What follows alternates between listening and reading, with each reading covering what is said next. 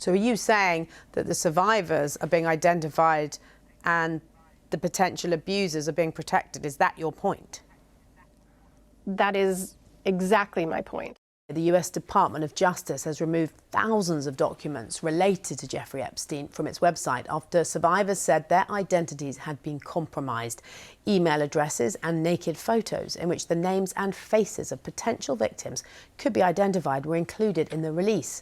Jess Michaels is an Epstein survivor who says she was raped by him in New York in 1991. She first spoke out about her assault in 2019 when she contacted the FBI's helpline. Jess, we're so grateful to you for coming on the programme tonight.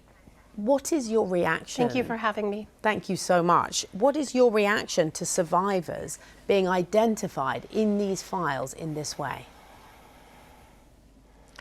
It's unconscionable. It's incompetence. It is absolutely unbelievable that we have a Department of Justice that this is saying this is the best job they could do, and that including revealing private information about survivors and identifying information.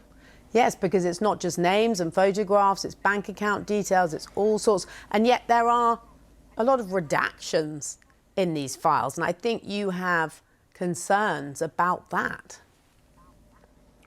Yes, I happened to see a victim statement in the files that was 7 pages long. And of those 7 pages, 4 of them are completely black. And so this survivor came forward, told their story, and anything that's in there that was relevant to important data that we should have now, that we should all know because of the Epstein Files Transparency Act, is completely redacted. So are you saying that the survivors are being identified and the potential abusers are being protected? Is that your point? That is exactly my point. When I hear Todd Blanche say things like, well, there's no list of men's names here, but then I see victim statements where half of it is blacked out. Well, of course we don't see any perpetrators' names. When you have victim statements blacked out, that's where you would find them, is in the victim statement. Can you talk to our audience about the courage it has taken for you and other survivors to come out repeatedly and talk about what happened to you and fight for justice in the way that you are? First, the courage comes actually from us being together. That's one of the things that has really helped us stay strong.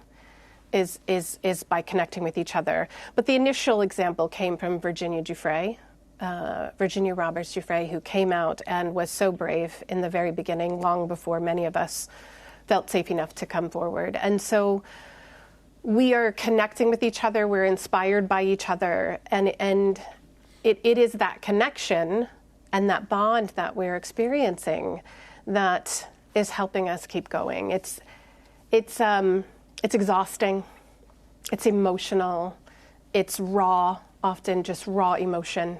It is, there are days I don't want to be, this is not how I saw my life going, was being an advocate in this way.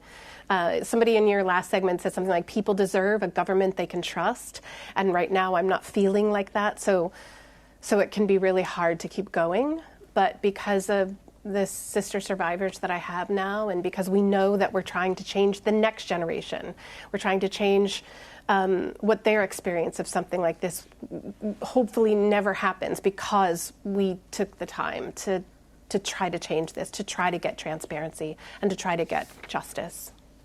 Jess Michaels, thank you so much for your time, for coming here on Newsnight tonight. Many thank you. Thank you for having me.